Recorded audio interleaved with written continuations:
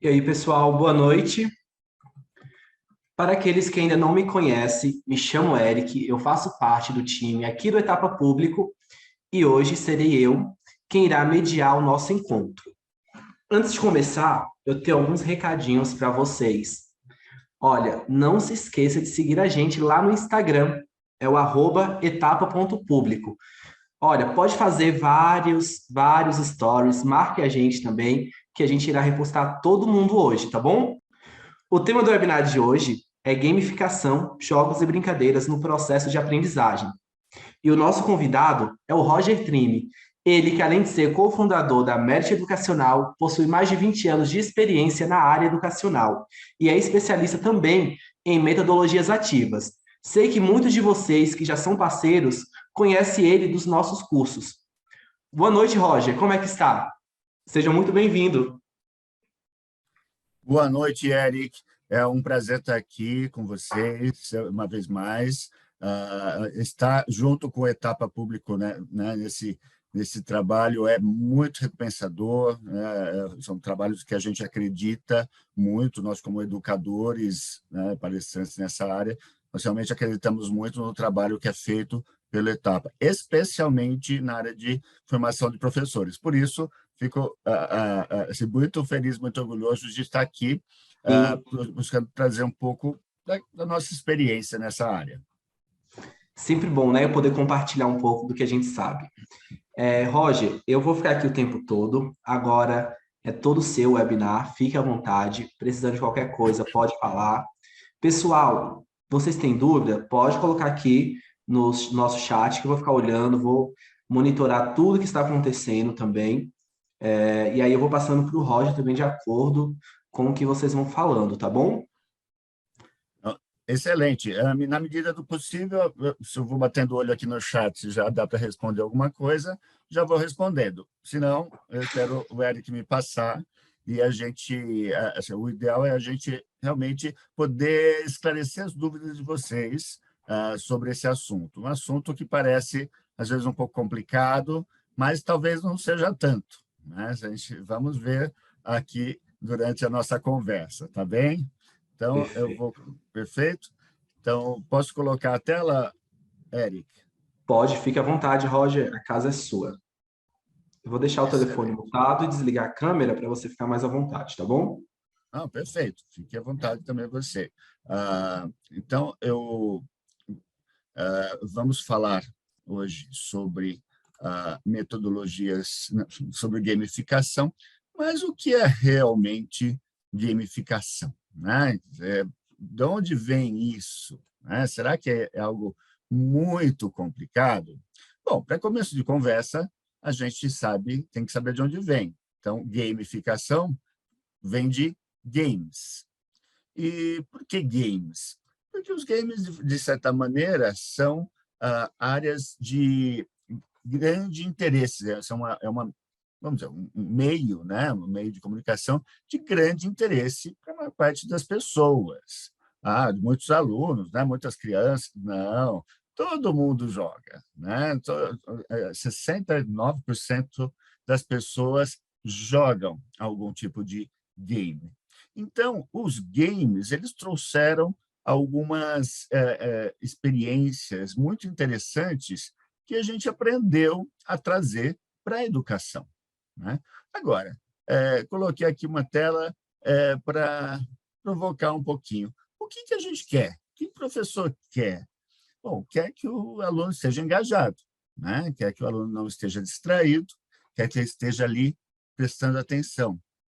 Ao mesmo tempo, ele quer que essa atenção esteja voltada para a aprendizagem.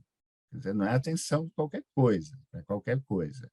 E nós queremos também que essa aprendizagem seja permanente, né? A gente quer que o estudante ele retenha os conteúdos.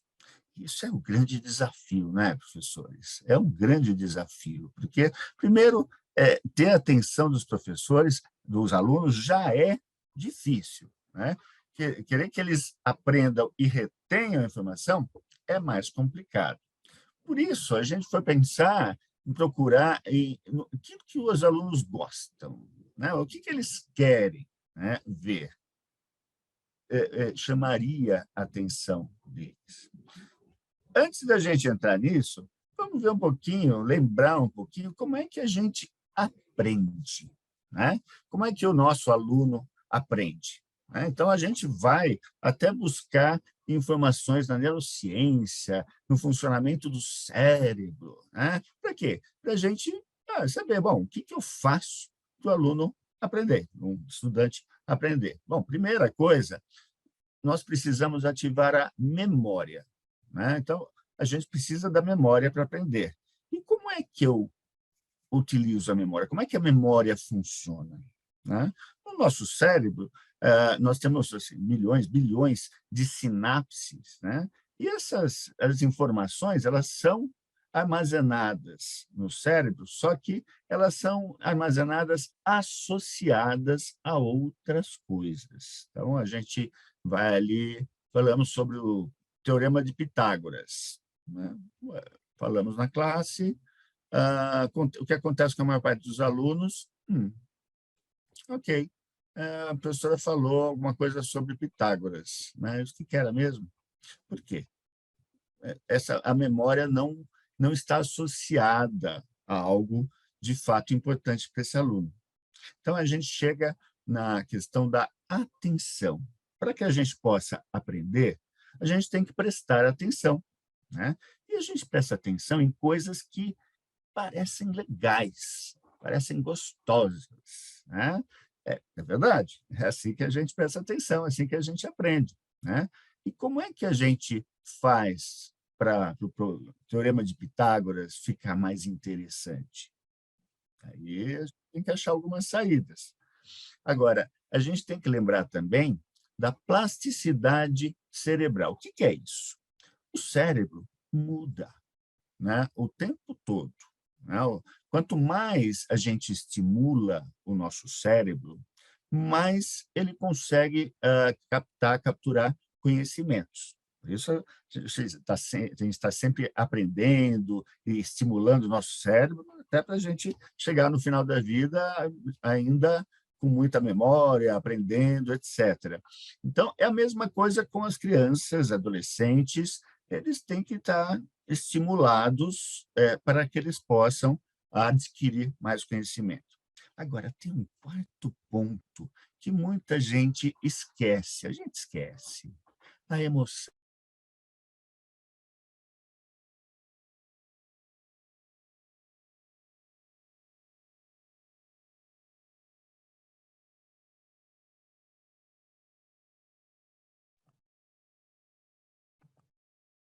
Memória de longo prazo. Eu vou falar várias vezes sobre isso hoje, porque é extremamente importante. Se a gente não tem uma maneira de capturar a emoção dos nossos alunos, dos nossos estudantes, a gente não vai conseguir construir essa memória significativa, fazer um aprendizado significativo. Então, o que tem a ver os games com isso? Os desenvolvedores de games, eles já aprenderam a lição.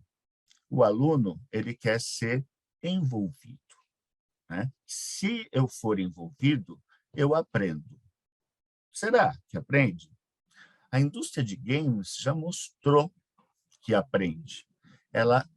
O estudante, o jogador, né, que joga, por exemplo, vamos chamar o jogo Warcraft, por exemplo. É um jogo já antigo, muita gente joga, é um jogo de estratégia. Os jogadores, ao longo do tempo que eles jogam, eles vão recolhendo informações, eles vão aprendendo muitas coisas. Para vocês terem uma ideia, muitos garotos, muitas crianças mesmo, eles aprendem outros idiomas só pelo fato de estarem jogando um jogo, um game, em outro idioma. Então, já perguntando para alunos sobre games, perguntando como é que ele vence um certo desafio, e no caso um game em inglês, Eu pergunto para ele, mas como é que você sabe que porta abrir, né, tem uma situação dessa, se está em inglês? Eu vou tentando, né? Vou tentando até saber qual que é a certa, mas aí eu já sei qual é a palavra certa que define aquela situação.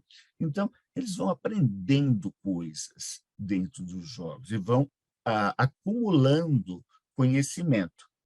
Garotos, de modo geral, garotos e garotas, de modo geral, gostam muito de colecionar coisas, não é verdade? Antigamente colecionava-se chaveiro, colecionava papel de carta, hoje coleciona-se de tudo. Entre as coisas que os jovens gostam de colecionar está o quê? Conhecimento. Conhecimento. Por quê? Porque esse conhecimento é algo que eles mostram para os colegas. Então, por exemplo, se você... hoje assim, eles gostam muito ainda do Pokémon, né? Dos bichinhos do Pokémon, etc. Eles sabem tudo sobre aqueles bichinhos, sabem os seus nomes, os nomes normalmente são em inglês, são nomes difíceis, eles sabem quais são as características, quais são as evoluções, sabem, e eles gostam de mostrar para os colegas que sabem, né? Então, todo esse aprendizado dá sabe, um gosto muito grande para eles, dá uma compensação muito grande para eles.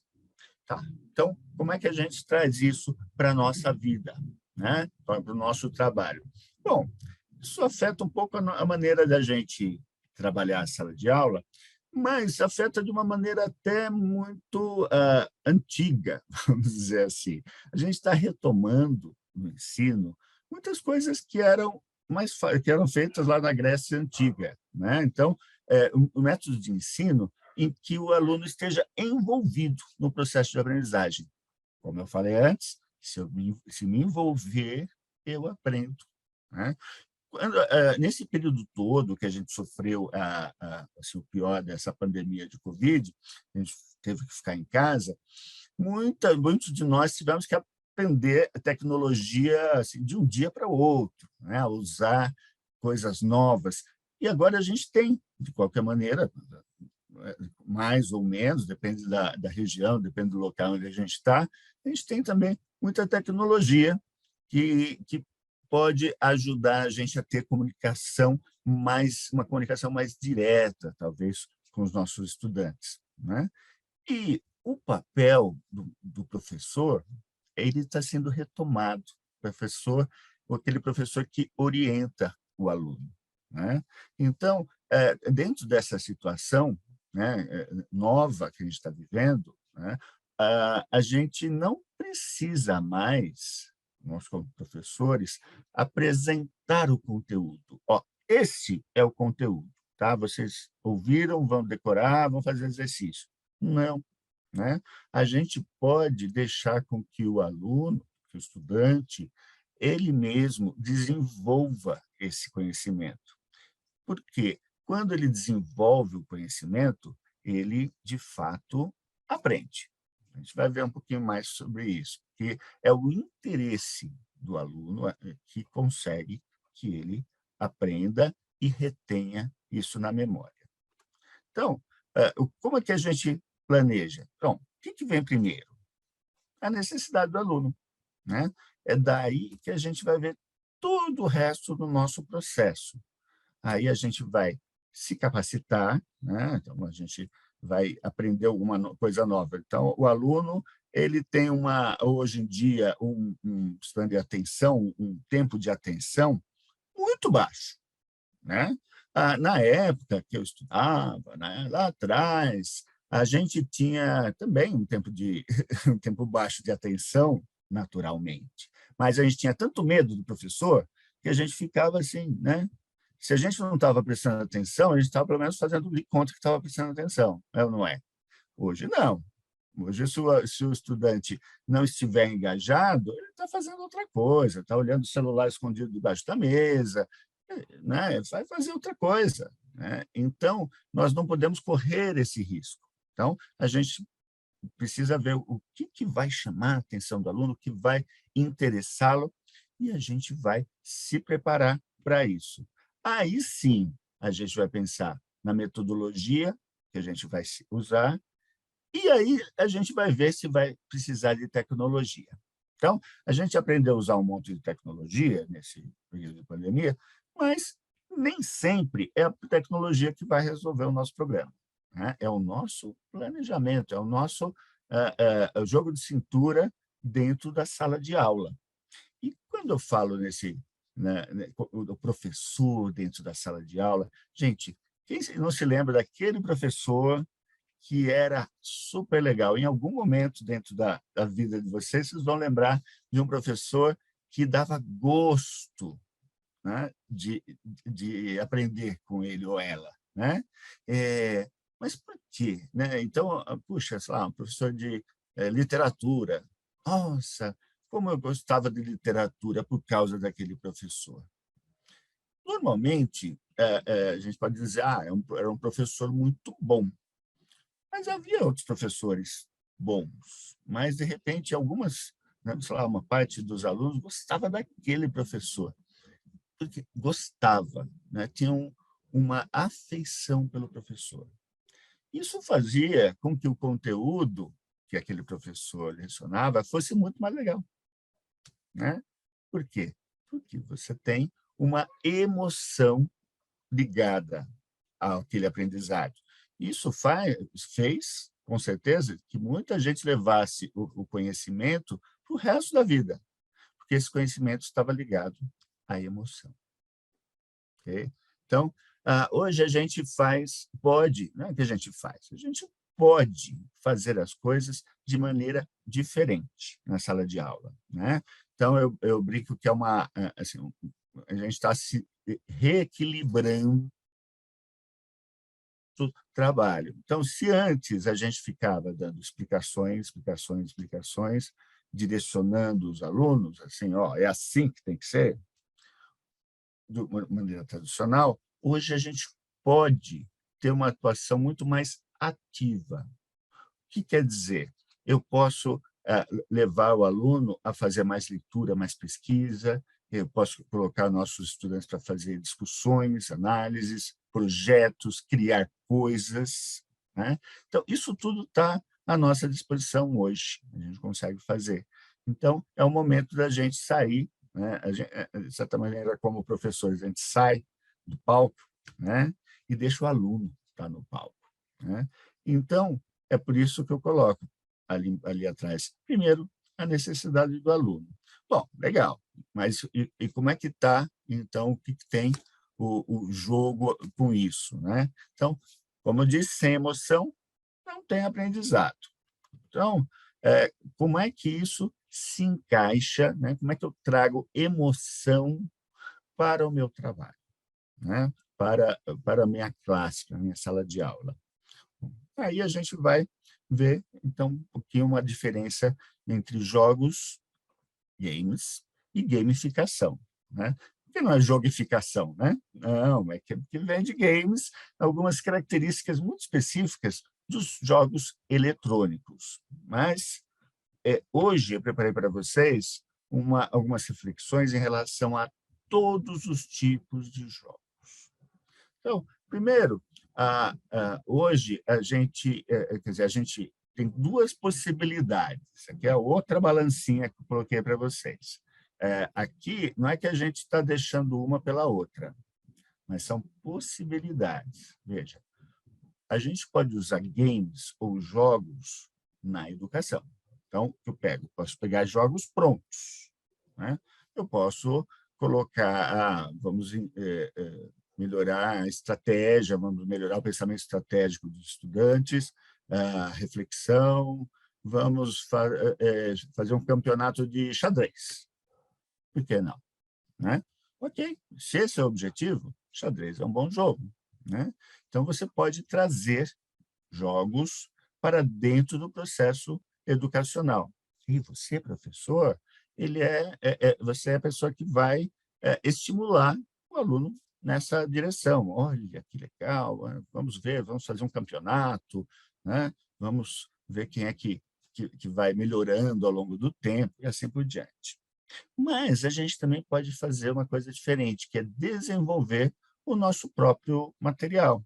Então, aí você consegue fazer talvez um game, vocês mesmos, né? Um jogo, criar um jogo específico para uma necessidade, ou você pode transformar o seu conteúdo, pegar aquele material que já se usa e torná-lo gamificado, ou seja, torná-lo semelhante a um jogo, né?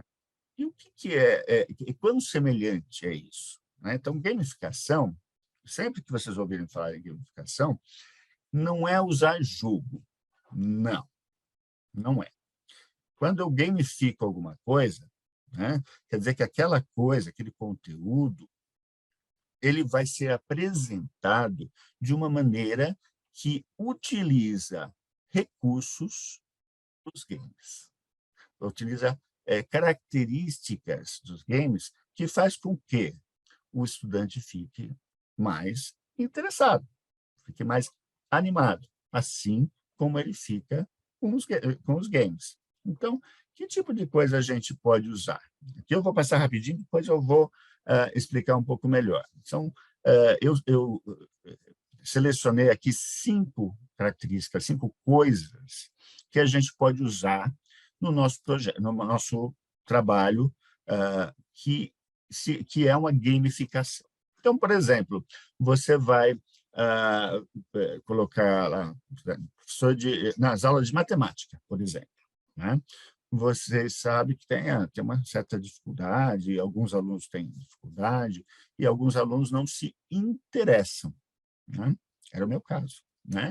Hoje eu dominei o que precisava, mas era o meu caso, não gostava de matemática, era difícil me interessar. A professora não conseguia me interessar a estudar, né? Agora, é muito fácil, né, você fazer isso usando, por exemplo, barras de progresso. O que é isso?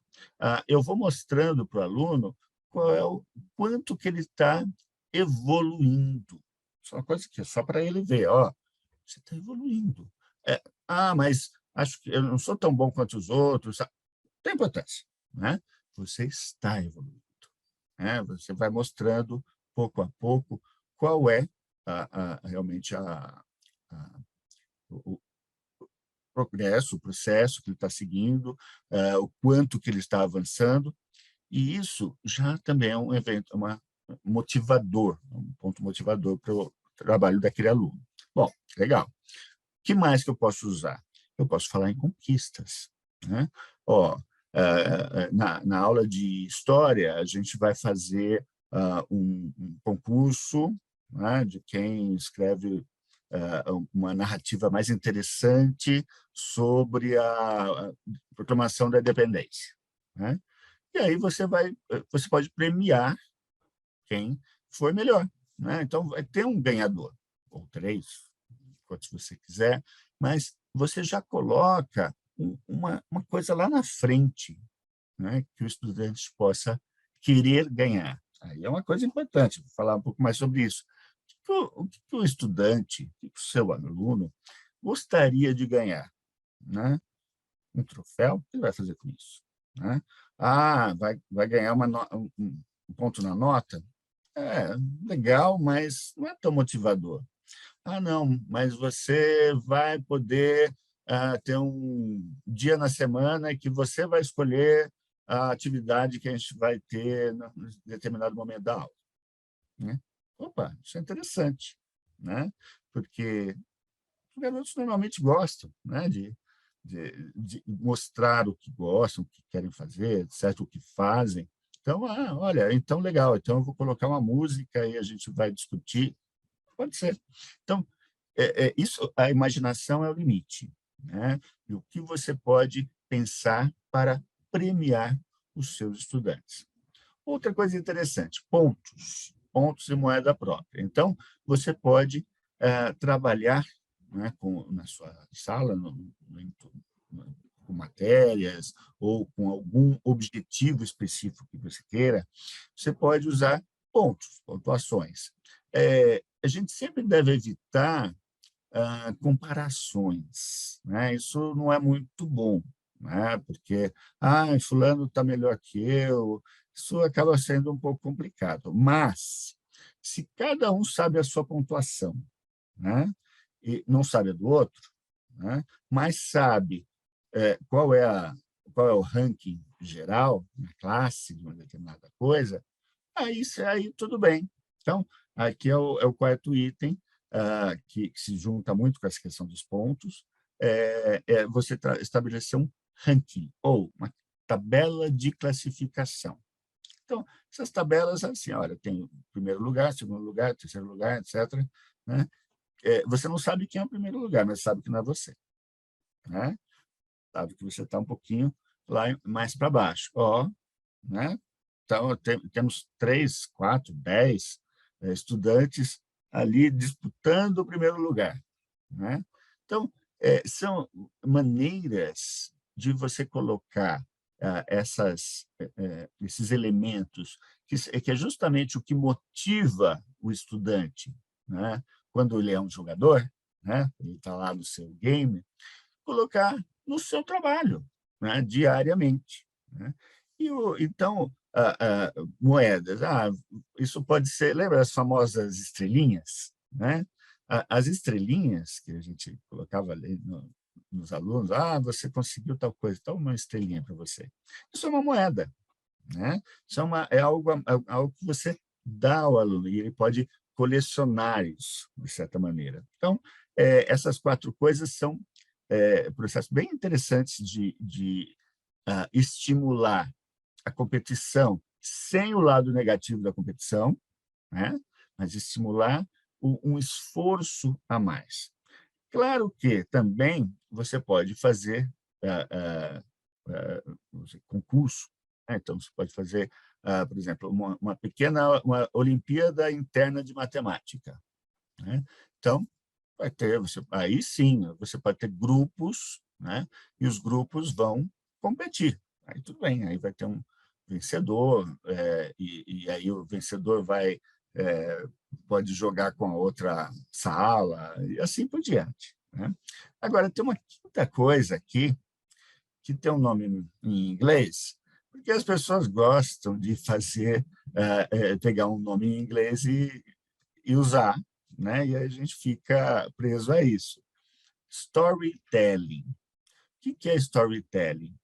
Nada mais do que contação de histórias, que todo mundo faz, todo professor faz isso de contar histórias, especialmente de educação infantil e os primeiros anos fundamental. Então, a gente conta muita história.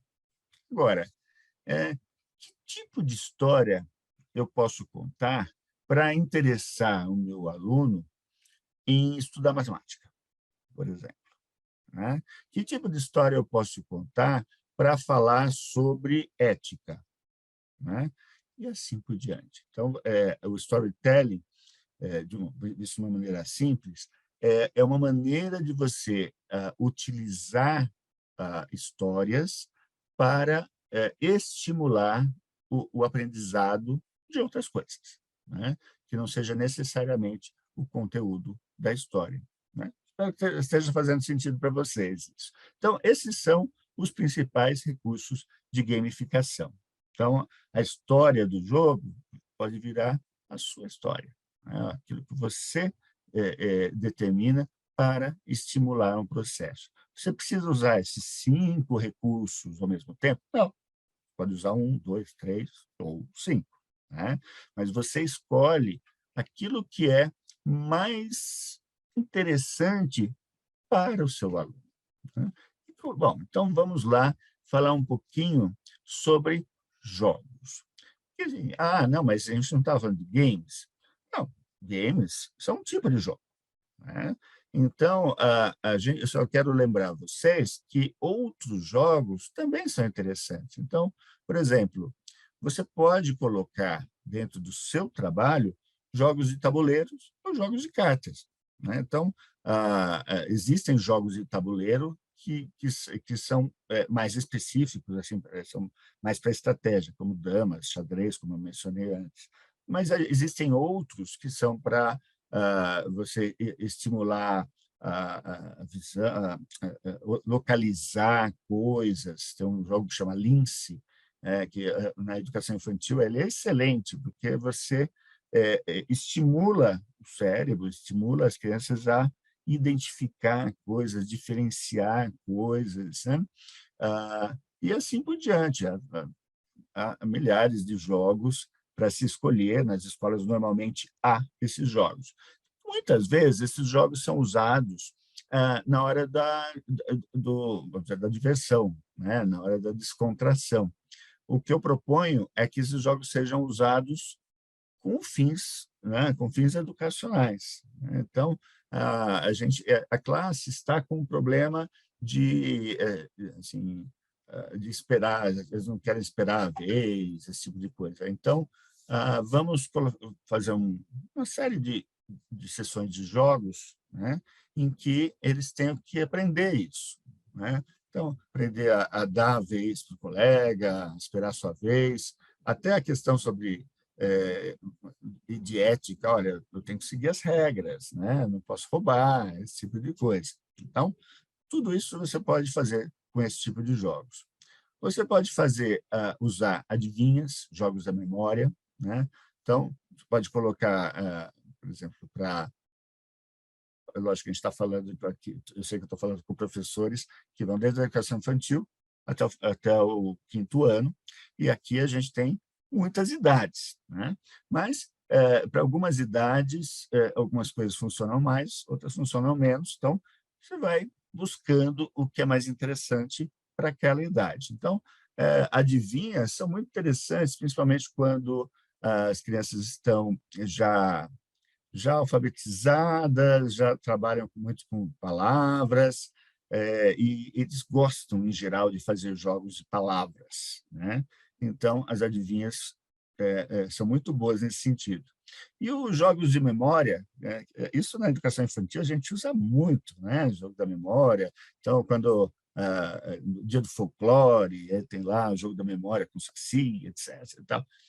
Tudo isso é muito importante, muito bom. Então, quem é da educação infantil já faz muito isso, né? Porque a educação infantil tem mais espaço, né, para brincar, para jogar. O que eu proponho é que a gente traga mais disso para o fundamental, né, para os outros anos, porque essas sessões efetivamente ajudam o estudante a se desenvolver. Lembra, são cérebrozinhos que estão em desenvolvimento, não estão prontos, de modo algum.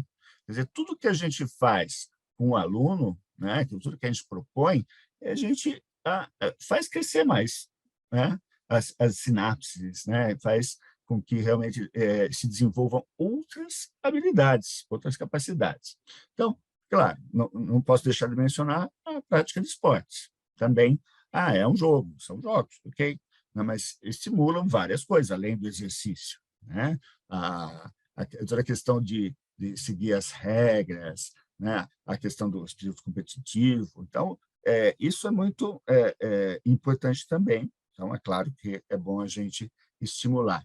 Outra coisa muito interessante, teatro. Mas isso não é o jogo, né? Não, mas, de certa maneira, porque o que é a brincadeira? Né? A brincadeira da criança normalmente está ligada à imaginação, né? Está exercitando algo, ele está tentando entender coisas do mundo ao redor, né? Se colocando no lugar daquelas pessoas. Então, eu sou a mamãe, eu sou o papai. Para que eles fazem isso? Porque ajuda a entender o próprio papel da mãe e do pai, né? Então, olha, eu vou cuidar do meu bichinho, tá? Estou tentando entender o que é cuidar de alguém e assim por diante, né?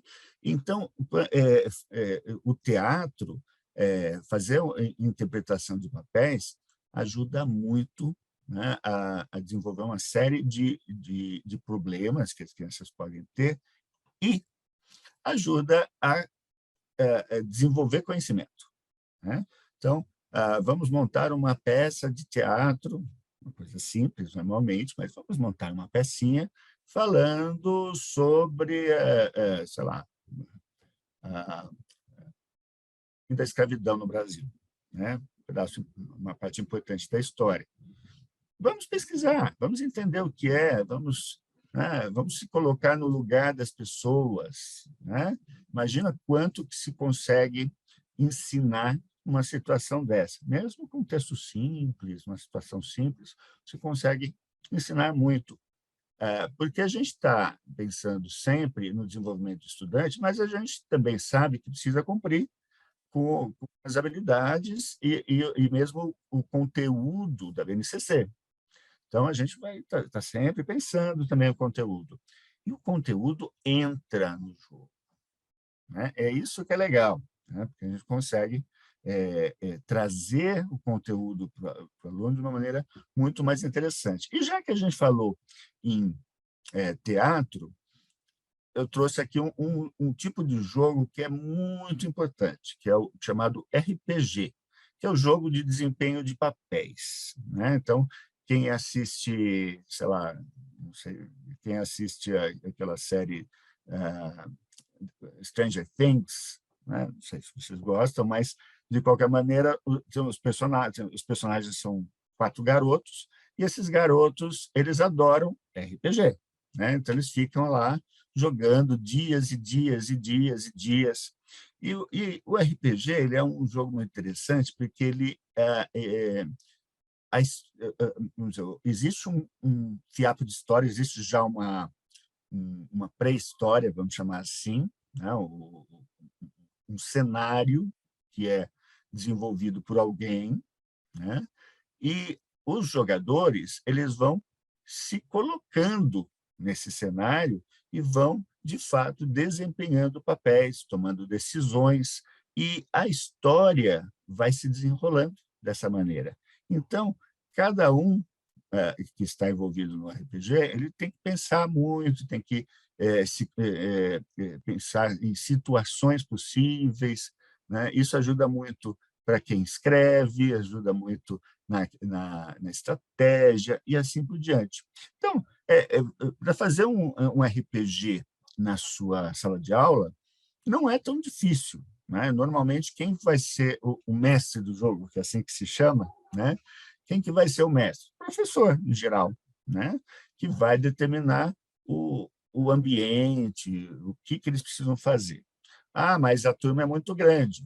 Ué, não tem problema. Você pode colocar a turma em grupos, né? Então, grupos de 5, 6 estudantes, e aqueles 6 estudantes vão discutir e vão decidir o que o personagem vai fazer. Então, aqueles 6 estudantes são um personagem, né? E aí, bom, o que vai acontecer agora? Esse jogo normalmente tem uma rolagem de dados, né, para saber se aquilo que você quer fazer, você conseguiu fazer ou não, e assim por diante, né? Quando se começa a ver os grandes RPGs, eles são, às vezes, meio complicados de entender, mas, aos poucos, se vai dominando. E você, obviamente, pode fazer algo mais simples, porém muito engajador para o estudante. E aqui eu vou retomar uma coisa que eu falo muito quando eu trabalho com metodologias ativas, que é o trabalho em grupo, né?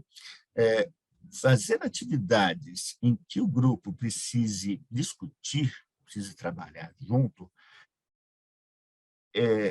eu vou dizer, ajuda muito no aprendizado. Vocês vão acreditar em mim, simplesmente? Não, não precisa acreditar em mim, simplesmente. Existe uma razão para isso. Quando você coloca um grupo para trabalhar junto, quer dizer, já são colegas, já se conhecem, mas eles podem não ter tanta proximidade ainda. Mas à medida que eles vão trabalhando, vão pesquisando juntos, o relacionamento entre eles e a percepção de que eles dependem um do outro, né, para fazer aquele trabalho, cria um relacionamento mais profundo, né? Então, aqueles estudantes gostam, em geral, uns dos outros. E o fato de fazerem algo que eles gostam, com pessoas que eles gostam, né, vai fazer com que aquilo que eles estão desenvolvendo naquele momento, o conteúdo que eles estão buscando, ou tentando aprender, fique muito mais, seja muito mais permanente. É engraçado, né? Mas isso acontece inclusive com adultos, né? Isso não é só na escola, é em todos os lugares em que você propicia um trabalho em grupo. Essas pessoas que trabalham em grupo, elas ficam mais atentas e ficam mais inteligentes. Por quê? Porque elas estão justamente mais atentas e mais receptivas àquilo que o grupo está passando para elas, né? Então, e o grupo como um todo acaba sendo um todo muito eficaz, né? A gente sabe que existem técnicas para trabalhar em grupo, eu não vou entrar nisso hoje, mas isso é muito interessante, né? Vocês trabalharem com essas emoções, né, dentro da sala de aula. Bom, e a gente chega, obviamente, aos jogos de computador, né? Jogo de computador, gente, é um negócio da China, né? Lógico, é do mundo todo, inclusive tem muitos jogos, muitos estudos na China mesmo. Mas a brincadeira aqui, querendo dizer que, olha, é uma indústria maior, muito maior do que Hollywood. Todos os filmes, tudo que se faz no cinema é menor do que a indústria de games no mundo, né? É uma indústria absurdamente grande. E, assim, funciona muito, né?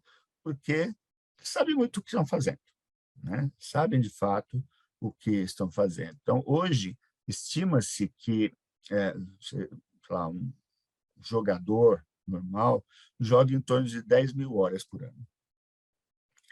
É mais ou menos o tempo que um aluno fica na escola por ano. Então, a gente vê, vocês estão concorrendo, quer dizer, todas as matérias estão concorrendo com o jogo que está chamando a atenção do estudante naquele momento. Então, isso é péssimo? Não, você pode achar que é péssimo, mas também você pode colocar isso ver isso como uma oportunidade. Então, a gente brinca que esses jogos são extremamente poderosos, eles estão em todos os lugares, estão em todas as idades. Aqui eu estou colocando alguns numerinhos para vocês. Então, quase todo mundo, jovens, quase todos jogam em algum momento, em algum lugar.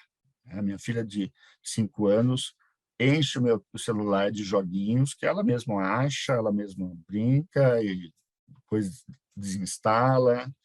Você sabe que, dada a oportunidade, eles fazem isso mesmo. Então, vão jogar, né? E gente mais velha joga e vai jogar a vida toda, né? Por quê? Porque é uma atividade extremamente prazerosa, né? Mas por quê que é prazerosa, né? O que ele tem de interessante? Existe um TED Talk, né? Uma palestra de uma gamer, né? Uma pessoa que trabalha com jogos chamada Jane McGonigal. Ela colocou essa imagem em um dos talks dela, uma das palestras dela. E o que é essa imagem, né? Essa imagem é de um garoto jogando videogame e no momento que ele está prestes a ganhar, né, a conseguir, na verdade, nem necessariamente a ganhar o jogo, a conseguir passar de uma fase, conseguir chegar a algum resultado inesperado, né, uma coisa que assim, é uma realização enorme. Imagina que, lá, esse garoto provavelmente está jogando há, sei lá, meses um determinado jogo, e aí ele está finalmente conseguindo chegar. Então, essa emoção, esse envolvimento direto, é aquilo que o game consegue fazer. Mas como que os games fazem isso, né? Justamente com algumas características muito interessantes, que são esses elementos de jogos aqui, que, uma vez mais, a gente consegue colocar no nosso trabalho. Então, vamos lá, vamos lá. Então, objetivo, né? Sempre tem um objetivo, né? Então, para que um jogo tenha interesse, você tem que chegar a algum lugar, né? Eu vou falar um pouco mais para frente sobre Second Life, que é um jogo que surgiu há uns 20 anos atrás, mas que, na verdade, não era um jogo, né? Ele era uma rede social, né? Então, e aí, muitas vezes, os mais jovens não gostaram tanto, porque justamente não tinha um objetivo, não tinha uma meta, não tinha uma missão a cumprir, né? Não, o interessante do jogo é ter uma missão, ter um propósito, né? E aí, para que esse propósito seja desafiador, existem as regras, né? Então, isso funciona em todos os jogos, você sabe, né? Todos os jogos, cada jogo tem sua regra. E se não tiver regra, não é um jogo, não vai funcionar. Né? Como uma partida de futebol que não tem regras, não é jogo, não é futebol. Né? Bate-bola sem menor objetivo, sem sentido. Né? Então, as regras são o que dão justamente a emoção. Né? Então, todos os empecilhos que o jogador encontra no caminho, quanto mais empecilhos ele tem, mais motivado ele fica, mais interessado ele fica. Mas tem uma coisa muito interessante nos jogos.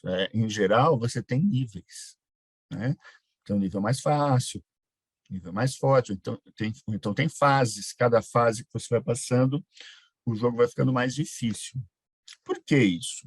Porque se o desafio que eu der para o meu aluno ele for muito grande, ele vai se desestimular, ele vai desistir. Né? Então, isso é aquela coisa, o estudante está na fase de fazer conta de mais, de menos, aí você dá uma divisão para ele fazer, não vai fazer.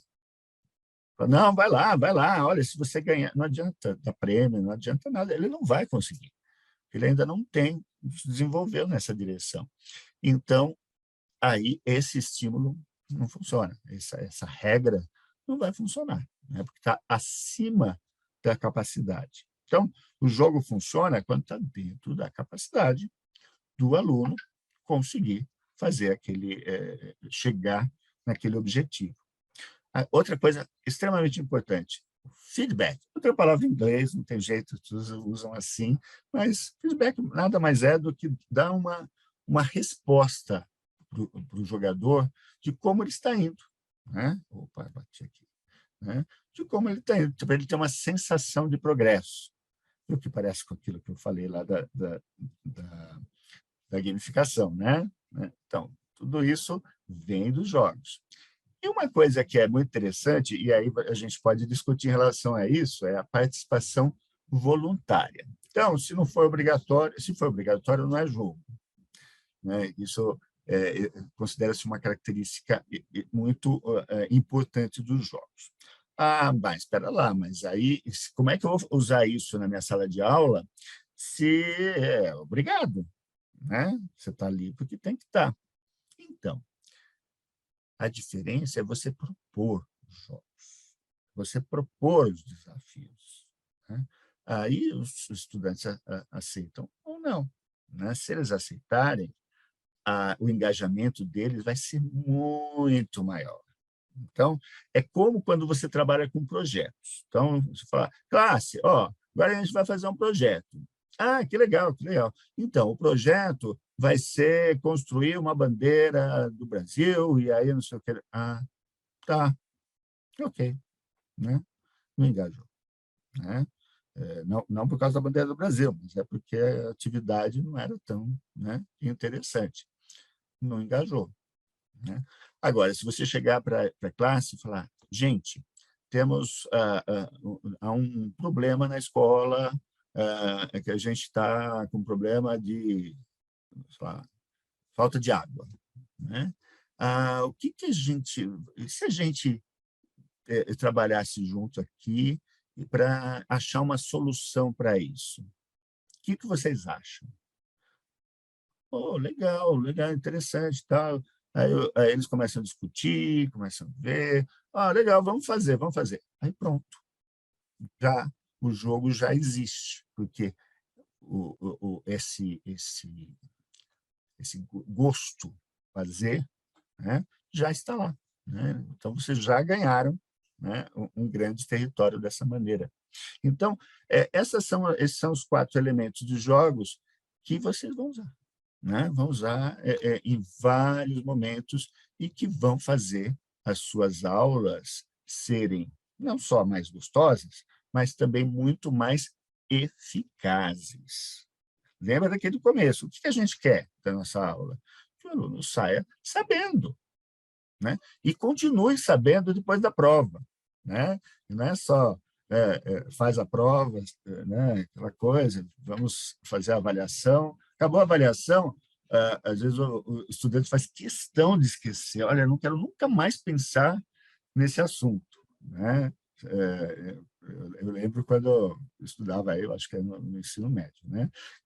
Estudava matrizes. Eu falava, gente, né? Por que eu vou usar isso na minha vida? Né? Depois que hoje eu sei para que se usa, mas tudo bem, na época eu não sabia.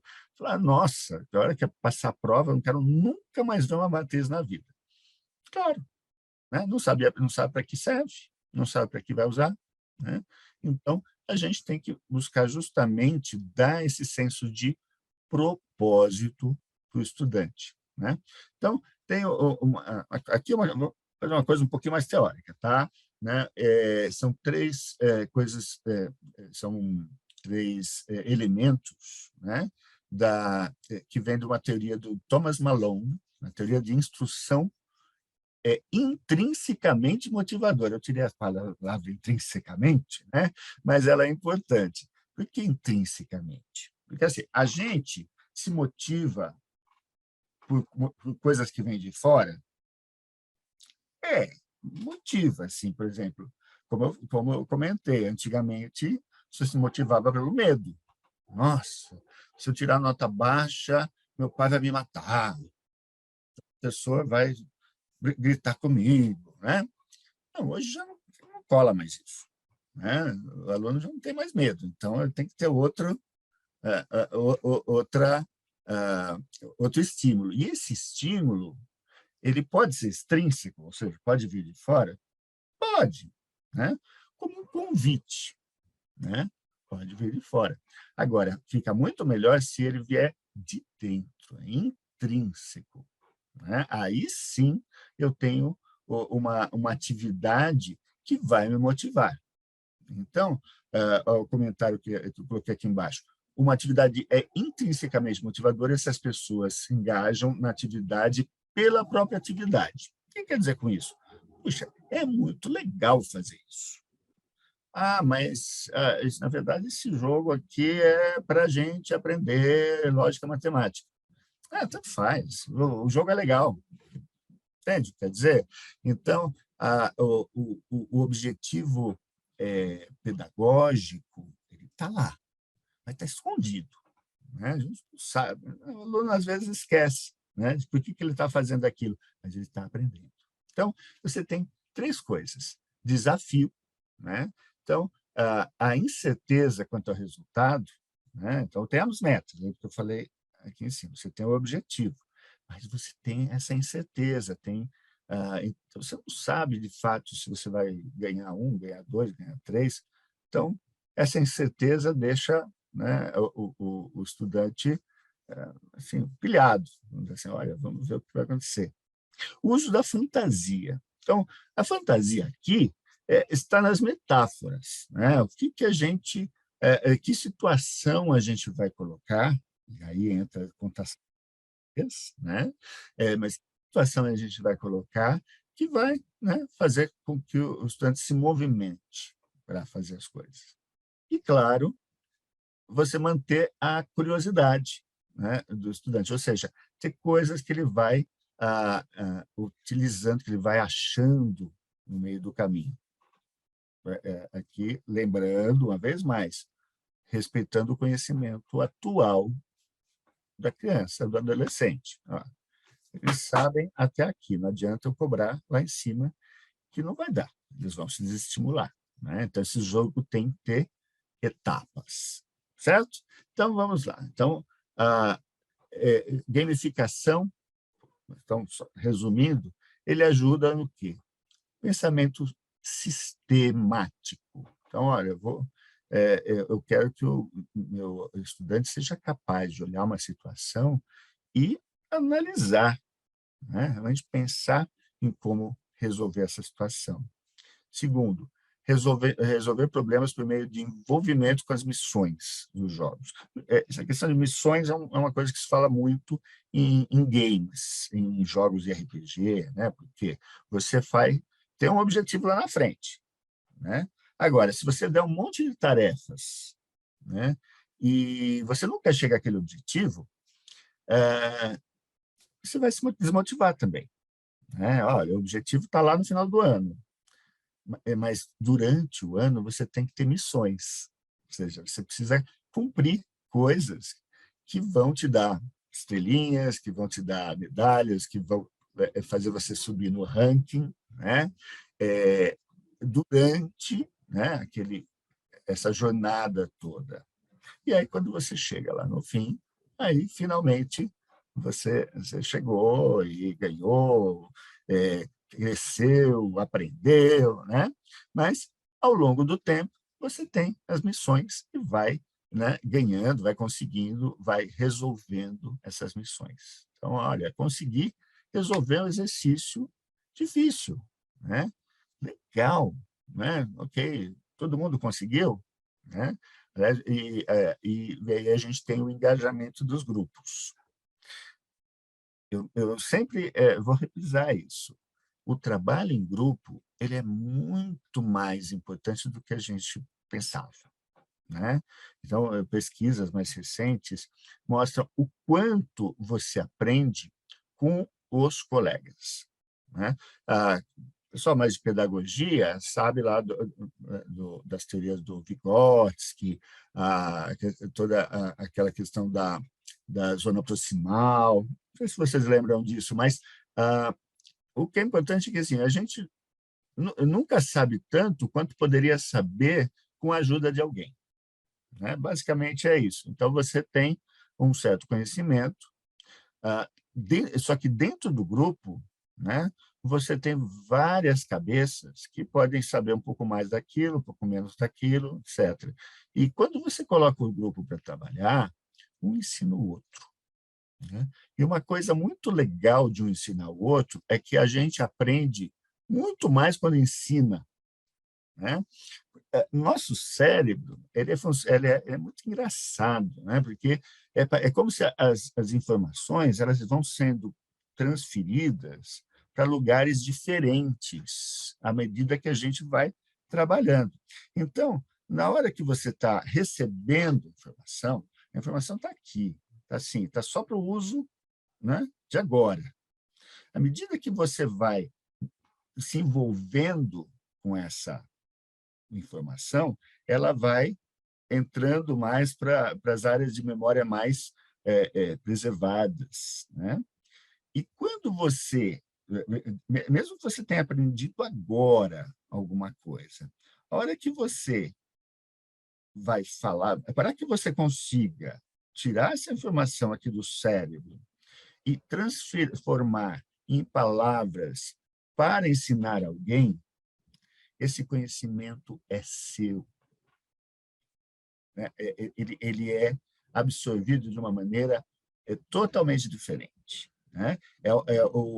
As áreas do cérebro usadas para transformar algo que você ouviu ou leu em algo que você vai falar, muda tudo, muda tudo. E aí você realmente consegue aprender demais. Então, o grupo se ensina, né? Então, na hora que está ali para resolver problemas, um traz uma coisa, outro traz outra, etc. E esse aprendizado acontece de uma maneira quase mágica por causa disso, né? Porque você ativa um conhecimento que até então estava só passivo, né? Então, isso é muito interessante.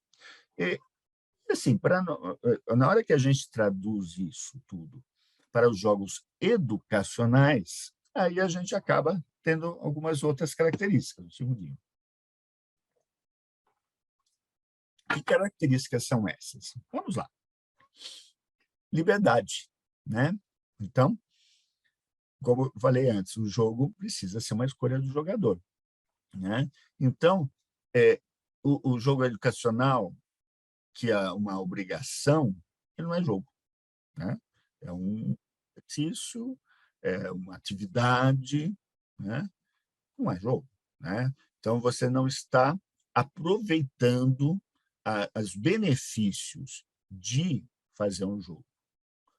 Pode funcionar, pode ter, há momentos que você precisa dar atividades que são mais diretas, né? Que não tem muito o que romancear, vamos dizer assim.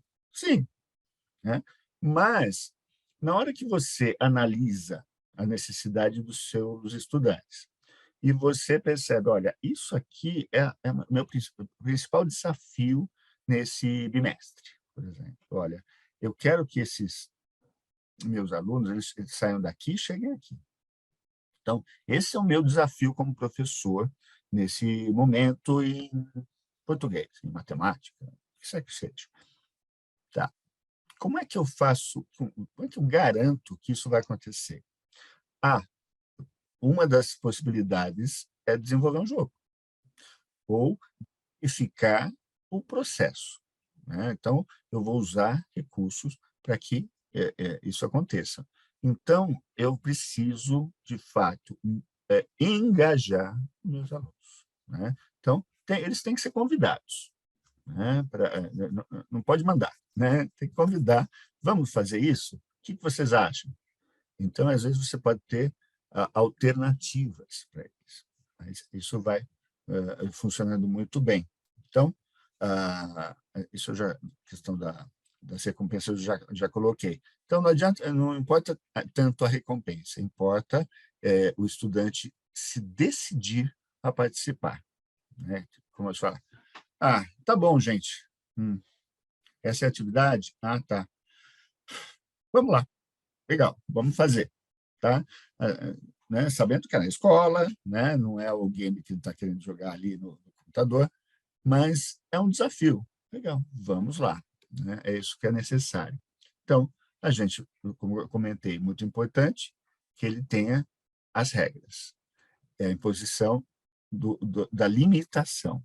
Né? Sem limitação, não tem graça, não tem desafio. A imaginação. Né? Então, o cenário, né, ele pode ser realista? Pode. Né? Pode ser uma situação real? Pode. Mas é interessante ter um componente de fantasia aqui. Né? Porque senão é um projeto, não é um jogo. Né? Mas projeto não é legal também? Projeto é extremamente legal. Né? Mas a pegada é um pouco diferente. Né? Então, vocês, pensando que se vocês decidiram que o caminho para levar o aluno daqui até aqui é um jogo, então a gente precisa levar em conta esses elementos. Outra coisa é que se chama de delimitação. Né? Então, a gente precisa colocar, olha, esse é o momento do jogo. Agora, são 10 minutos. Né? Legal, vamos continuar. Acabando 10 minutos, legal, vamos para continuar na aula que vem. Né? Então, o jogo não é uma coisa solta. Agora vou jogar esse negócio na classe com jogo e agora vou perder o controle. Não, né? Você vai colocar o tempo certo para isso. E tudo bem. Né? Vou fazer isso na primeira hora de segunda-feira para animar o pessoal. Talvez. Ou vou fazer isso uma meia hora do dia, que é quando, né, ninguém mais está prestando atenção, e agora que eles vão, né, gostar do que estão fazendo e às vezes não vão nem querer ir embora. Talvez. Né? São, vamos dizer, escolhas que a gente pode fazer. Né?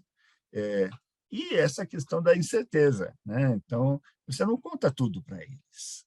Né? Você vai dar vamos dizer, um trailer, né, do que vai acontecer. Né? E aí eles vão tendo surpresas ao longo do caminho. Isso é muito legal. Né?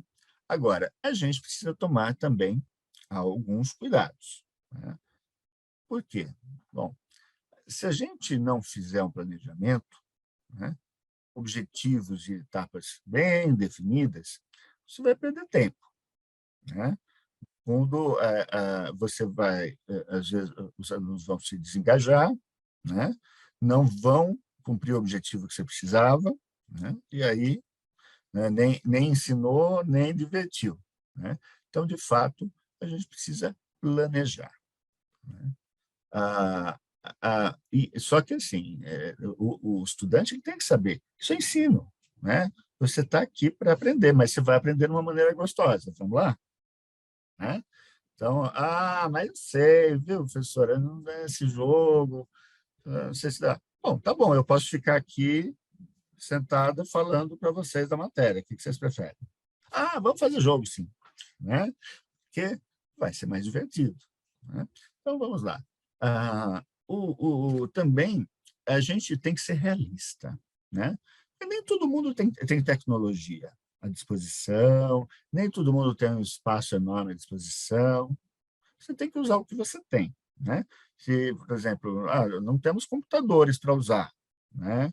Tá, mas temos um espaço no quintal com árvores. Bom, o que eu posso fazer com esse espaço e com as árvores?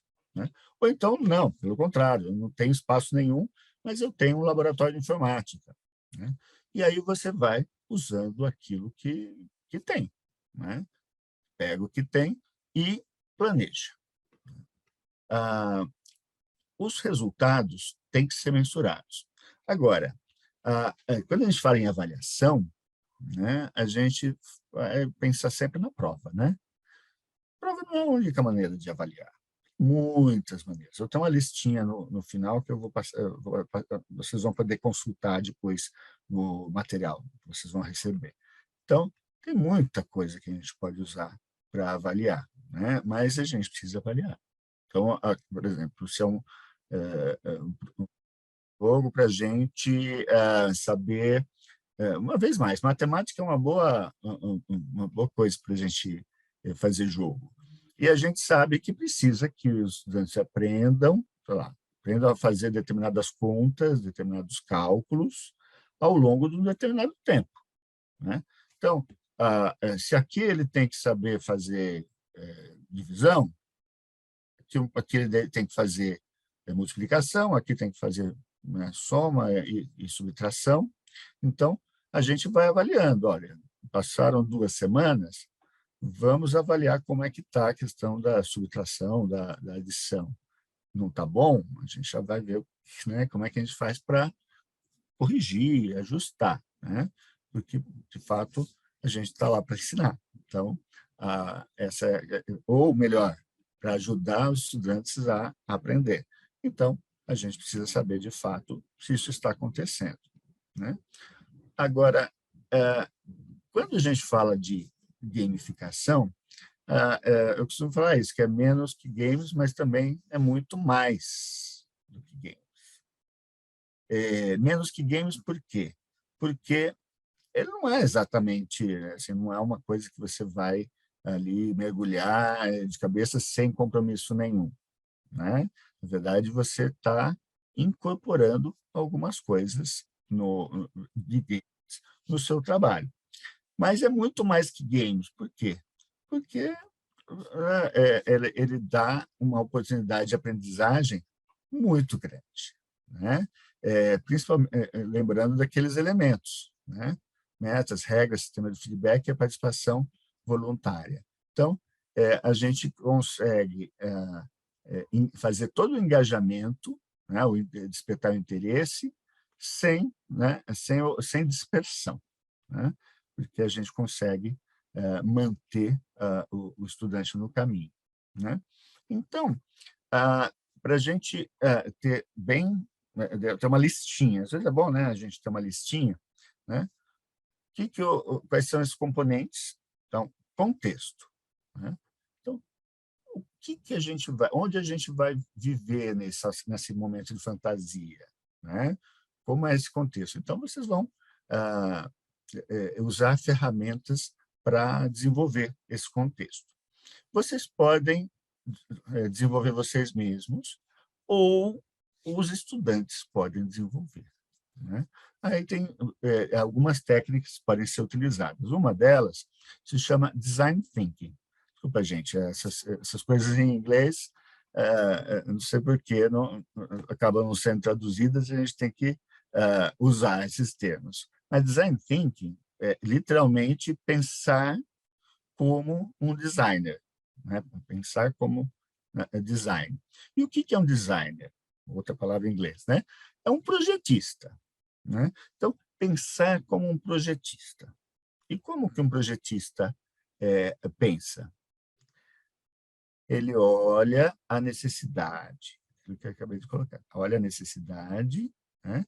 E vai pensar em soluções para essa necessidade e vai fazer um protótipo da solução dessa necessidade.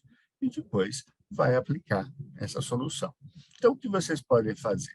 Podem chamar os seus alunos, dividir em grupos, e colocar o desafio, né? Olha, vamos pensar, vamos analisar essa situação. Olha, parece que sei lá, a comunidade que fica perto da escola está com problemas de abastecimento de água, uma vez mais. Vai.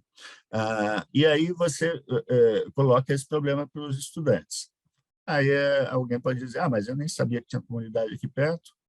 Quem disse que ele tem problema de água? Vamos pesquisar, vamos entender, né? O que é essa comunidade, como não é, blá, blá, blá. E aí, então, fazem a pesquisa para saber com o que eles estão lidando. E aí, eles vão pensar em soluções, né?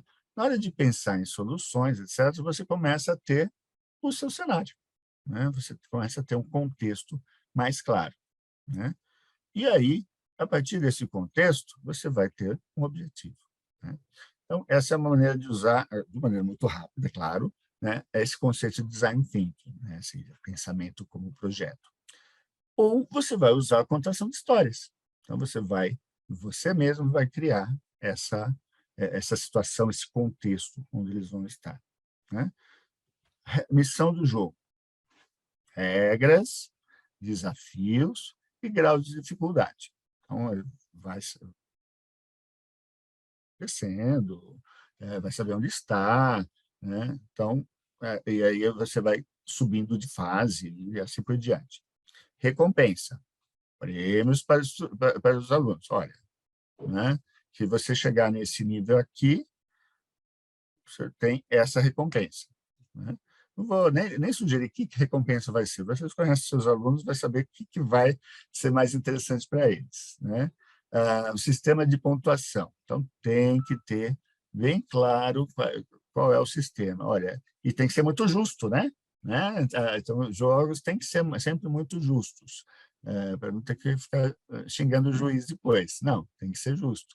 Então, nós vamos colocar esses critérios de dificuldades e o sistema de pontuação vai aparecendo para cada aluno, né, na medida do desempenho dele.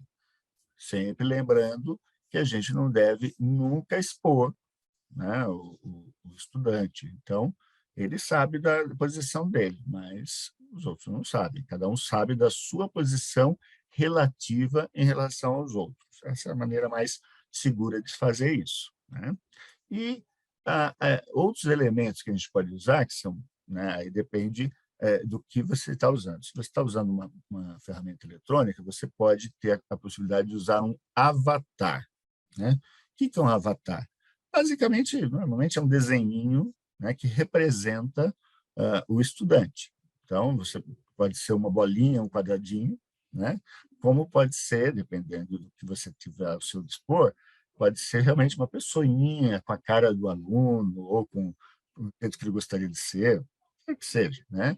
Que o estudante se veja naquele personagem. Então, aquele é o avatar dele. E aí, aquele avatar vai enfrentar desafios, vai conseguir conquistas e vai terminar suas missões, né? Então, assim que a gente vai chamando a atenção deles. Então, só para... eu falei rapidamente, mas que só para fixar também, a questão do pensamento como um projetista, né? Pensamento de projetos, talvez. Vamos ver.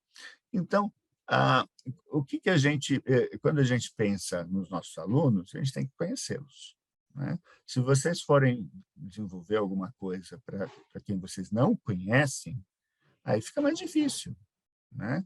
Então, olha, sei lá, vou fazer uma atividade para outra escola usar. Mas como é que são os alunos daquela escola? Né? Saber, tenho que conhecer. Design Thinking ele tem um termo que se chama persona. Né? É o tipo de pessoa que você vai atender. É um aluno de segundo ano, né, que tem essas e essas características, né, está dentro da cidade, ou está na zona rural, ou tá. Você tem que saber onde é que ele está, que tipo de contexto ele vive, para poder fazer uma solução para esses alunos. E aí a primeira coisa que a gente usa nesse design thinking é empatia. O que é isso? É a gente se colocar no lugar do aluno, saber o que ele está vivendo, que problemas ele está passando. A partir do momento que se tem essa empatia, lembrando que isso é um exercício que se faz em grupo, né? Então, você tem discussões sobre quais seriam as possíveis soluções. Então, então, retomando aquele exemplo que eu dei, a comunidade vizinha está com problema de fornecimento de água. Então, você vai chegar numa fase de ideação, que é a fase em que você vai pedir aos estudantes para darem ideias, né? Essa etapa de ideação, ela também costuma ser ter um nome, também em inglês, de brainstorming. Brainstorming é o que também a gente chama de chuva de ideias, né? Ou de toró de palpite, né? Então, nessa chuva de ideias, né, o estudante ele ele se sente livre para contribuir. Porque durante a chuva de ideias, você não pode criticar, ninguém pode criticar a ideia de ninguém, né? Então, deu uma ideia boba, não é uma ideia boba. Por quê? Daquela ideia que parece boba, algum outro estudante pode pensar, não, mas a gente poderia, não dá para fazer isso, mas pode fazer tal coisa, né? Então, um vai construindo em cima da ideia dos outros, né? E aí, até que se chegue a uma definição. Olha, temos uma possível solução, né? Que é, juntando essa ideia com essa, mais essa, e mudando um pouquinho, olha, chegamos aqui a uma possível solução. Aí você vai, no caso, né, a gente quer uma solução, quer apresentar uma solução, você faz um protótipo dessa solução. Esse protótipo pode ser justamente um procedimento, talvez, então vamos prever um procedimento, ou pode ser uma coisa mesmo que seja desenvolvida, né? Digamos, olha, se fosse feito um sistema de recolha de água da chuva, né, poderia ter um sistema, um cisterna, que poderia ajudar a comunidade.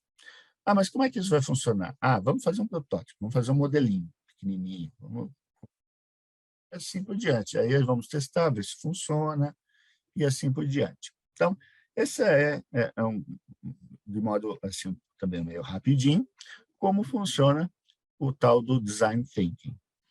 Para que eu uso isso, uma vez mais, né? Para pensar num cenário, para buscar soluções, né? Lembrando que o design thinking, por si só, ele já é um processo de aprendizagem, né? Um processo de fomentar a aprendizagem. Então, na hora que você põe isso para funcionar dentro de uma sala, você vai ter os alunos discutindo de maneira até muito acalorada, né? Como parece que está discutindo o time de futebol, né? Isso é ótimo, né? Porque isso significa que os estudantes vão estar nesse momento de atenção, né? Sabe, de fato, usar todo o cérebro para aquilo, né?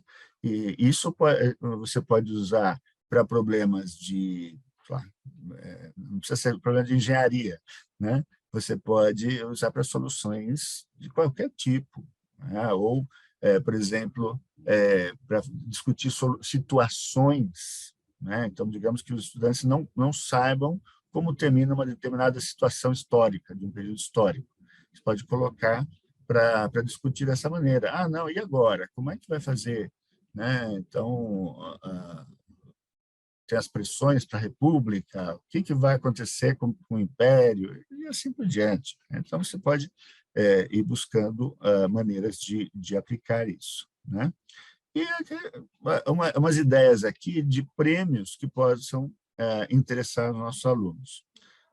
O de blackout durante o dia, durante a aula. O que é isso? Olha, você que ganhou essa missão, você pode ficar 1 minuto sem fazer nada, né? Tudo bem, né? Pode sair da classe e ir lá passear um pouquinho. Sei lá, né? Pode ser que queira isso, mas pode ser que sim. No caso da educação infantil, principalmente, nos primeiros anos, tem o hábito de colocar uma música no início da aula. Né? Você pode dar ao aluno o direito de escolher a música, por exemplo. É muito legal. Ah, olha, eu trouxe a música do Imagine Dragons, os meninos gostam disso. E hoje eu quero que essa música aqui, para todo mundo ouvir. Poxa, isso dá todo um orgulho, né? Para o menino, para a menina, de mostrar aquilo que ela gosta. Snack routine, em inglês, de novo, desculpa, mas essa questão de como, o que eles vão fazer no lanche, por exemplo, né? Colocar, como fala, badges, aquelas estampazinhas com o nome, aquele cartãozinho com o nome, né? Você pode colocar, eles podem criar um desses cartõezinhos para colocar, e assim por diante. Dá permissão para criar um jogo virtual, dá permissão para escolher um jogo para Kahoot, eu já vou falar o que é Kahoot, permitir, quando a gente está no online, agora está todo mundo presencial, mas quando está online, é muito interessante dar a permissão para o menino mostrar a casa, mostrar o quarto dele, alguma coisa que ele queira mostrar. Eu quero mostrar minhas tartarugas. Né? O que quer que seja importante para aquele estudante. Então, tudo isso são prêmios que não precisa mexer na nota necessariamente. O estudante não vive só para nota, assim como o adulto não vive só para dinheiro. Né? Tem outras coisas que motivam. Né? Então, a gente vai aproveitando isso. Né? Tá bom, agora a gente já sabe tudo isso, como é que a gente vai desenvolver jogos? E como é que a gente vai gamificar? Mas peraí, desenvolver jogos? Sim, a gente pode desenvolver jogos. E um método, né, para a gente desenvolver qualquer material, que eu gosto muito, é um método que é muito usado para desenvolver cursos à distância, né? Que é um método ADI. Né? Então, o que é esse método? Mas isso não é só para a educação à distância? Não, dá para usar para um monte de coisas. Quer dizer, metodologias são coisas que a gente adota, né? Que nem adota cachorro, a gente adota uma metodologia. Então, olha, eu gostei dessa daqui. Se você não gostar, você adota outra, não tem problema. Mas essa aqui é uma metodologia que eu recomendo. Por quê? Começa com a fase de análise. Ou seja, enquanto você não analisar a necessidade do seu aluno, eu sei que eu estou sendo repetitivo às vezes nisso, mas é de propósito. Olha, eu preciso, né? Nunca é demais reforçar. Eu preciso saber a necessidade do meu estudante. Né? E eu preciso saber quais são os meus recursos. Né? Tem o computador? Tem sala de informática? Não tem? Tem o jabuticabeira para subir? Sabe? Tudo, eu tenho que saber quais são os recursos também à minha disposição. Né? E o que eu posso fazer com isso. Aí é a fase de desenhar. Desenhar nesse sentido, projetar. Né? Qual é esse jogo que eu vou desenhar aqui? puxa, se eu fizesse um jogo de tabuleiro, hein? Em que os estudantes iam ter que responder uma pergunta sobre história ou geografia, o que quer que seja, ou vai precisar escrever alguma coisa. Não sei, alguma coisa eles vão ter que fazer durante esse jogo de tabuleiro, né? Então, eu vou criar esse jogo. Aí a etapa de desenvolver. Então, como é que eu vou desenvolver isso? Fazer uma cartolina, vou usar os alunos para fazer isso, usar no bom sentido, né? Gente, vamos fazer o nosso jogo de tabuleiro, né? Tal. E aí a gente convida para justamente fazer também esse jogo que eles vão jogar, né? Com os desafios, qual é o desafio que vai ter? Aliás, isso é uma coisa muito interessante. Um grupo pode fazer desafios para os outros e assim por diante. Então, lá, olha, cada um faz o seu jogo, depois eles trocam. Tem todas, né? Aí você vai inventando ali na sua classe. Mas aí você desenvolveu, ok, né? Aí vamos implementar, né? Ok. Chegou o dia dos grandes jogos, né? Vamos lá, colocamos todo mundo para fazer, tal, aquela bagunça, etc. Você vai olhando como é que está indo, se eles estão engajando, se eles estão fazendo os exercícios, se eles estão acertando, né? Você vai, né? Vendo o que está acontecendo, vai controlando aquela coisa de sempre do professor, né? Está ali, né, ficando peixe com o olho no gato, né? Está vendo o que está acontecendo. E, ao final, você vai avaliar. Avaliar o quê? Primeiro, meu jogo funcionou? Né? Quer dizer, deu certo, quer dizer, engajou o aluno, etc. Funcionou, funcionou. Olha, todo mundo ficou super motivado, todo mundo estava fazendo. Legal. Agora vamos ver se aquilo que eu queria que chegasse daqui, né, que fosse daqui para cá, se chegou aqui mesmo. Né? Talvez não tenha chegado lá onde eu queria, chegou aqui. Tudo bem, é uma avaliação. Né? Olha, tá, eu esperava que eles já dominassem isso aqui. Não deu. Vamos para o jogo seguinte, né? Ou vamos jogar de novo, né? E assim por diante, para que aconteça esse aprendizado. Então, essa metodologia, quando a gente, várias vezes eu apliquei com profissionais de várias áreas, né? E às vezes acontecia da pessoa começar a desenhar sem analisar. E aí está errado. Errado porque não funciona. Né? Você contou com uma tecnologia que você não tem, você apontou para um público que não é o seu, né? Esse público não está interessado nesse tipo de coisa, então não vai ter engajamento e assim por diante. Então, a gente tem que conhecer, né? Então, fazer análise, conhecer o nosso público para poder desenhar a melhor solução para eles aprenderem. E aí pode acontecer de vocês quererem planejar um jogo mesmo. Né? Eu quero fazer, então, esse jogo, vamos ver como é que eu começo. Primeira coisa, você precisa jogar. Né? Você precisa, né, ter jogado algum dia. Né? Então, puxa, mas eu nunca joguei um videogame. Nunca. Então, vai jogar. Tem muita coisa grátis, né? Dá para jogar no celular, só para ter uma noção de como a coisa funciona. Mas, provavelmente, todos vocês já jogaram alguma coisa, jogaram dama, jogaram... Jogos são antigos, mas realmente jogado alguma coisa. Então, a lógica é a mesma. Então, a gente tem que conhecer o público, definir o escopo, né? Então, para onde vai, né? Ó, isso aqui é para aprender sobre a colonização brasileira, período colonial. É isso que ele vai aprender. Né? Não vamos falar aqui da República, não faz sentido, não. A gente vai aprender sobre o período colonial. Legal. Então, esse é o escopo.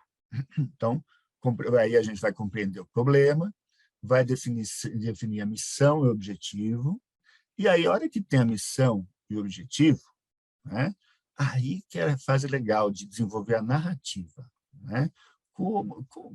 Que história que eu vou contar, né, para atiçar a emoção? Né? Como é que é esse ambiente que a gente vai colocar? Qual é a plataforma? Lembrando que hoje tem ferramentas na internet muito fáceis para você criar seu joguinho, né? Então, dá para fazer um jogo eletrônico, dá, né? Também não precisa ser eletrônico, como eu falei, pode ser de tabuleiro. Então, aí vamos definir as tarefas mecânicas, né? Então, como é que a coisa funciona? O que tem que fazer, né? Tem que virar uma chavinha, tem que escrever, tem que definir o que vai ser feito. Vamos definir aí, então, o sistema de pontuação, né? Então, como é que vai ganhar ponto? Ó, se for um jogo de responder perguntas, tá, então eu faço pergunta para o meu colega. Se o colega respondeu, ele ganha X pontos. Se ele não responder e eu responder no lugar dele, eu ganho Y pontos, né? Se eu não souber responder também a pergunta que eu fiz, aí eu perco 2 pontos. Claro, coisas do tipo, né? Sistema de pontuação, né? E aí você define realmente os recursos que precisa. No final, vamos revisar isso, né? Revisar essa estratégia e ver como que isso está acontecendo mesmo. Então, essa é a ideia. E aí, na hora que a gente vai executar, lembra que porque analisar, desenhar, desenvolver. Na hora de desenvolver, às vezes a gente precisa ter uma lógica ali. Para essa lógica de como as coisas acontecem, a gente pode usar uns elementos que chama elementos de fluxograma, né? Eu não sei se ainda existe. Antigamente costumava-se vender nas livrarias, nas papelarias, umas réguas com esses desenhinhos, né, para a gente fazer fluxograma. Hoje, qualquer computador tem isso e pode usar, tem esses elementos, né? E é muito fácil de usar isso. E também a gente pode desenhar na cartolina, também não tem dificuldade nenhuma. Mas o interessante do fluxograma é que você pode dar nomes às atividades, pode dar forma a algumas atividades. Então, por exemplo, um processo, tipo, o que seria um processo? Sair de casa. É um processo, né? E aí, você precisa levar a sua carteira de habilitação, ou de identidade, tá? Então, tem essa questão. Eu preciso de alguns dados, os dados estão naquela forma. Eu tenho um processo, né, que pode ser, em vez de sair de casa, eu fui dormir. Então, o processo foi dormir é um processo alternativo. E o mais importante, quando se trata de jogos, é esse losango, que é a decisão. A decisão é o que faz a coisa ser interessante. Eu tenho que decidir, eu vou para o lado esquerdo ou para o lado direito? Vou para o direito. O direito pode ter um buraco, eu caio morro. Né? Acabou o jogo, volta para o começo. Ou eu posso ir no caminho certo, né? E assim por diante. Terminação é quando acaba, e essa bolinha a gente usa para poder colocar na página, né, os processos. Dessa maneira aqui. Um pouco cortado, né? Eu espero que vocês consigam ver. Bom, então, como é que seria basicamente um joguinho simples? Apresenta um contexto. Então, digamos que seja você. Você vai apresentar um contexto, um problema.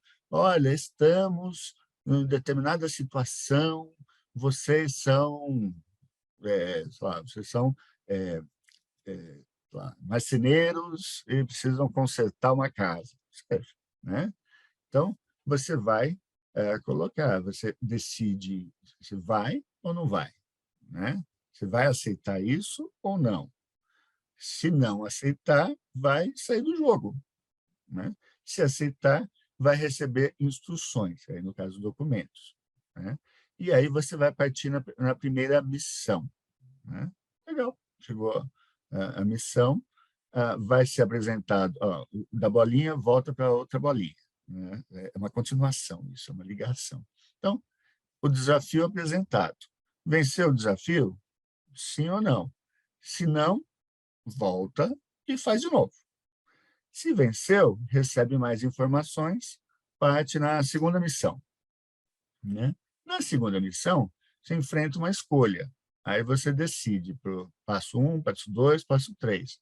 No passo 1, você vai para um novo contexto. Então, ali você consertou uma casa, aqui você tem que construir um barraco, sei lá, qualquer coisa, né? Então, você dá um novo contexto, e aí um novo desafio é apresentado. A segunda opção, você vai para um outro novo contexto, e nesse novo contexto você tem que tomar algumas decisões já de saída, ok? E no terceiro, termina o jogo, né? Então, é assim que você planeja um processo de jogo, né? Um videogame ou num RPG, lembra que eu falei do RPG, do jogo de papéis? Você pode planejar dessa maneira também. Então, são possibilidades que você abre para o seu estudante para que ele decida o que vai acontecer. E aí tem aquela surpresa. Nossa, não, escolhi o 3. Pô, acabou, sai do jogo. Ah, nossa, puxa, como que isso aconteceu? Acontece, né? Então, e assim por diante. E aí, agora eu vou falar um pouquinho mais a questão da avaliação, né? Porque, no final, a gente tem que pensar o que é realmente importante. Então, se a gente pensar, falando de matemática de novo, para que serve o aluno fazer conta de mais ou de menos? Ah, porque tem que saber fazer conta de mais ou de menos. Não, serve para ele, sei lá, pegar um troco, né?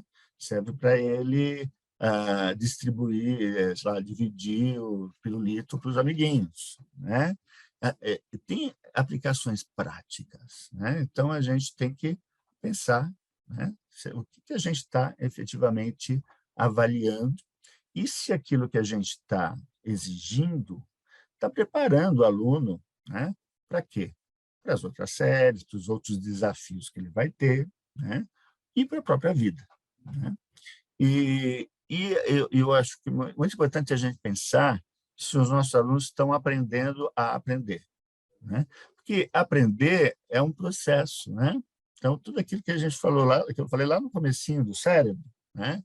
Que você precisa ter alguns processos para aprender, de memória, etc. Então, o meu estudante está aprendendo a aprender, né? E aí a gente vai analisar se eles estão, quanto daquilo que a gente está querendo ensinar, eles realmente aprenderam. Então, todas essas técnicas, todas essas dicas que eu estou trazendo para vocês hoje, é para a gente melhorar justamente o quanto que o aluno consegue levar para a vida daquilo que a gente gostaria que ele levasse, né? Eu costumo dizer que se a gente, às vezes, quer ensinar 100% das coisas, corre o risco do aluno não aprender nem 10%, né? Por quê? Porque a gente massificou, colocou um monte de informação na cabeça do aluno e ele não se envolveu, ele não se...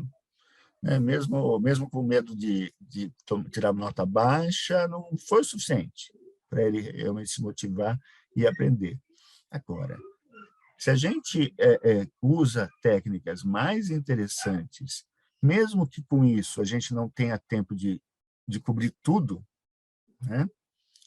Digamos que a gente consiga cobrir 70% das coisas, as 70% das coisas mais importantes, né?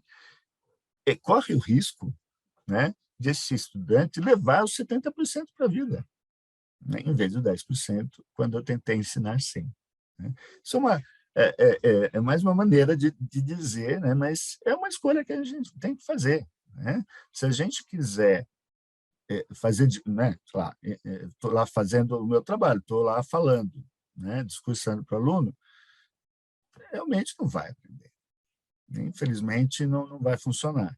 Então, agora, se a gente usa essas técnicas, a gente, né, coloca essa visão de jogos, né, para funcionar, se a gente coloca esse trabalho conjunto, né, esse trabalho em grupo para funcionar, aí sim eu garanto que haja uma retenção muito mais legal do material. Né? Então, é isso. E para fazer a avaliação, ó, eu vou deixar essa lista aqui, vocês, né, enquanto eu estou falando, vocês podem ir passando o olho aí na lista. Veja, tem muita coisa que você pode usar para avaliar o entendimento do aluno. Olha, tem algumas coisas que a gente faz bastante, cartaz, isso é bastante comum fazer na escola, mas qual foi a última vez que você avaliou uma determinada coisa para o aluno fazendo uma música? Né? Vocês vão escrever uma canção falando sobre a libertação dos escravos. Vamos lá. Né? Para que eles consigam fazer isso, eles vão ter que pesquisar, eles vão ter que olhar, vão ter que olhar o livro, vão ter que se envolver. E pronto, aprendeu. Entendeu? Uma gincana. Gincana também, de certa maneira, é um jogo, né? Que vai ter, assim como eu coloquei aqui, várias regras, etc. Poxa, a gincana é descobrir mais sobre determinado assunto. Né? Tudo bem. Né? E aí, ao final da gincana, quem ganhou? Eu ganhei e tal. Não importa. Quem ganhou, quem perdeu, todo mundo aprendeu. Né? Porque você estava ali buscando fazer alguma coisa, né? Quer dizer, ganhar aquele desafio, vencer o desafio. Né? Hoje, assim, não é todo aluno que tem assim, um celular à disposição, mas muitos têm. Né?